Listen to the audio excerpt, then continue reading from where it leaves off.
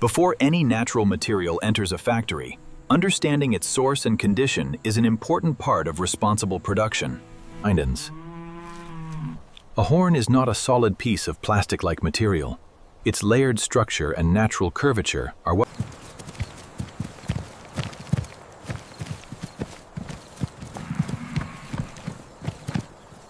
Good nutrition supports healthy growth, while clean feeding areas help maintain a well-managed herd. The story now moves from the living animal to the carefully handled natural material that eventually enters the manufacturing process. At this stage, the natural horns arrive as raw material, each one carrying its own shape, color, and surface characteristics. Each piece is inspected carefully because natural material can vary in thickness, curvature, color, and surface texture. The material is cleaned first, removing surface residue so its natural structure can be examined more clearly. After cleaning and drying, the material is checked again so its natural characteristics are clear before shaping begins. Because every horn naturally varies in shape, measurements help determine how each piece can be prepared for the desired product. Before shaping begins, the curved material must be held securely so the next operation can be controlled precisely. Simple measurements and reference marks help define the section that will be prepared for the finished comb. The marked section is carefully separated to create a workable piece while preserving the material needed for shaping. Consistent thickness matters because the material must be stable enough to form the comb without losing its natural character. The prepared section is now easier to handle, giving the workshop a workable piece for the next stages of shaping and refinement.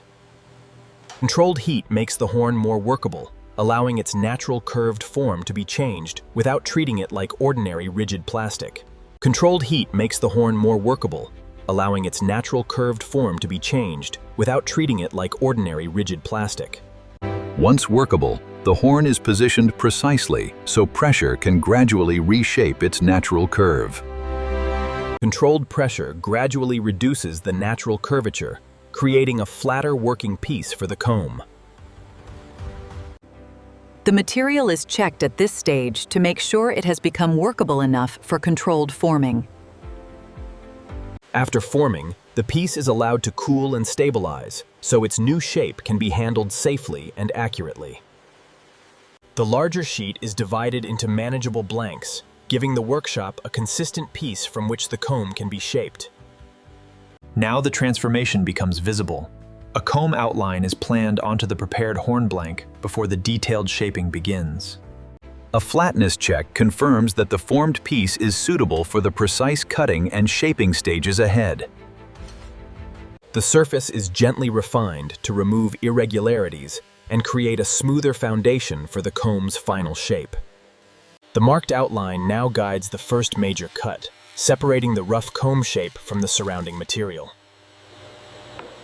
The rough outline is refined next, smoothing the curves and defining the shape that will form the comb's spine and handle. The spine is shaped to give the comb strength, while keeping the natural horn material comfortable to handle. The handle is gradually smoothed and rounded, removing sharp transitions while preserving the character of the natural horn. The basic comb shape is now complete. The next challenge is to transform its smooth edge into precise, evenly spaced teeth. With the comb fully shaped, the first finishing pass removes the fine marks left by machining and prepares the horn for polishing. Every contact edge is softened and refined, giving the comb a smooth finish that feels comfortable in the hand and through the hair. Polishing brings out the natural depth of the horn, revealing patterns and tones that were hidden beneath the rough surface. Under inspection lighting, the finished comb is checked for surface marks, tooth alignment, and overall consistency before its final treatment. A final hand polish gives the horn a clean, refined finish while preserving the natural character of the material. The handbag begins with careful leather selection, where each hide is inspected for strength, texture, thickness, and usable surface area. Before cutting, the leather is carefully cleaned and prepared so the natural surface remains smooth, consistent, and ready for precision work. Once the layout is approved, each panel is cut precisely so the pieces will meet cleanly during assembly. The selected leather is carefully split to a controlled thickness, giving the handbag panels the flexibility and consistency needed for precise construction. Once the layout is approved, each panel is cut precisely, so the pieces will meet cleanly during assembly. Selected edges are carefully thinned to reduce bulk at the seams, allowing the finished handbag to form clean, precise joints. Precise stitch guides are added before assembly, ensuring every seam follows the same spacing and alignment. The main panels are stitched together along the prepared guides, turning individual pieces into the structure of the handbag.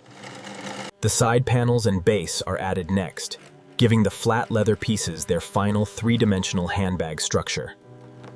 Reinforced leather handles are prepared and securely attached, completing one of the handbag's most important load-bearing connections. The interior lining is fitted next, giving the handbag a clean finished inside while reinforcing the structure. The main zipper is carefully aligned and stitched into place, creating a secure closure without disturbing the clean shape of the bag. Reinforced hardware is pressed into place at key attachment points, adding strength while giving the handbag its finished premium character. The exposed edges are carefully refined and finished, creating a smooth, durable surface and giving the handbag its polished, professional appearance. With the construction complete, the handbag is carefully shaped so every panel, corner, and handle settles into its final, balanced form.